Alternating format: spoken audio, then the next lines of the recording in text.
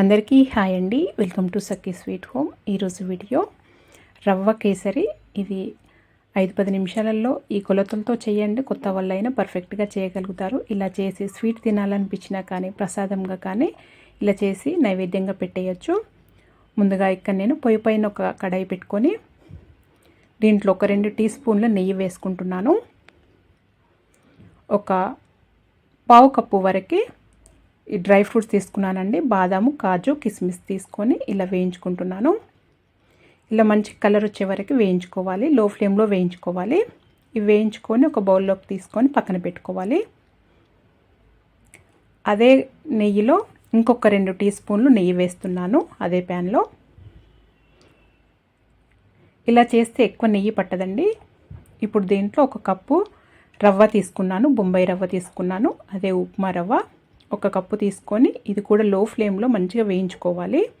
ఆ పచ్చివాసన పోయి మంచి స్మెల్ వచ్చే వరకు వేయించుకోవాలి. అలా అయితే రవ్వ కేసరి చాలా రుచిగా ఉంటుంది. ఇలా వేయించుకున్న తర్వాత దీన్ని కూడా ఒక ప్లేట్లోకి తీసి పెట్టుకుంటున్నాను. అదే ప్యాన్లో ఒక 4 కప్పుల నీళ్లు వేసుకోవాలి. మనం ఏ కప్పుతో అయితే రవ్వ తీసుకున్నామో అదే కప్పుతోని 4 కప్పుల నీళ్లు వేసుకోవాలి. ఈ మెజర్మెంట్తో చేస్తే నోట్లో వేస్తే వెన్నెల కరిగిపోయినట్టు చాలా బాగుంటుందండి రవ్వ కేసరి. ఇప్పుడు దీంట్లో ఒక 2 పించులంత వరకే కుంకుమ పువ్వు వేసానండి. అది ఉంటే వేసుకోవచ్చు, లేకపోతే లేదు. అది వేయటం వల్ల రుచి బాగుంటుంది, ఫ్లేవర్ కూడా చాలా బాగుంటుంది.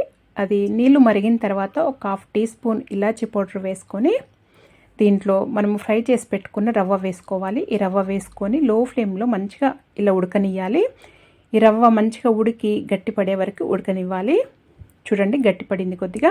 ఇప్పుడు ఇలా మంచిగా ఉడికిన తర్వాతనే మనం చక్కెర వేసుకోవాలి, ముందుగానే వేయకూడదు. ఇప్పుడు దీంట్లో నేను 1 కప్పు చక్కెర వేస్తున్నాను. మీరు ఇంకా కొద్దిగా స్వీట్ ఎక్కువ కావాలంటే ఇంకొక పావు కప్పు నుండి 1/2 కప్పు వరకు తీసుకోవచ్చు చక్కెర.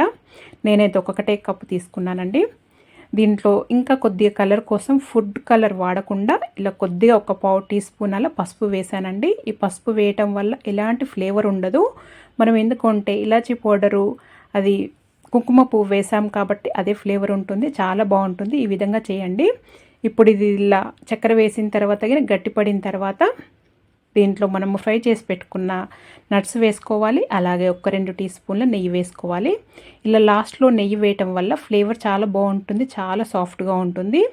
ముందుగానే వేస్తే ఎక్కువగా నెయ్యి పడుతుందండి. ఎంత వేసినా కానీ నెయ్యి చాలా లాగేస్తుంది. ఇలా చేసుకొని తీసి నైవేద్యంగా పెట్టేసుకోవటమే. ఇలా ఒకసారి కొలతలతో చేయండి, చాలా అంటే చాలా రుచిగా ఉంటుంది. ఈజీగా అయిపోతుంది. అప్పటికప్పుడు చేసుకొని నైవేద్యంగా పెట్టేసుకోవచ్చు. మరి మీరు కూడా ఒకసారి ఈ విధంగా ట్రై చేసి మీకు ఎలా వచ్చిందో నాకు తెలియజేయండి. మీకు కనుక వీడియో నచ్చినట్టయితే లైక్ చేయండి, షేర్ చేయండి, సబ్స్క్రైబ్ చేసుకోండి. Thank you for watching.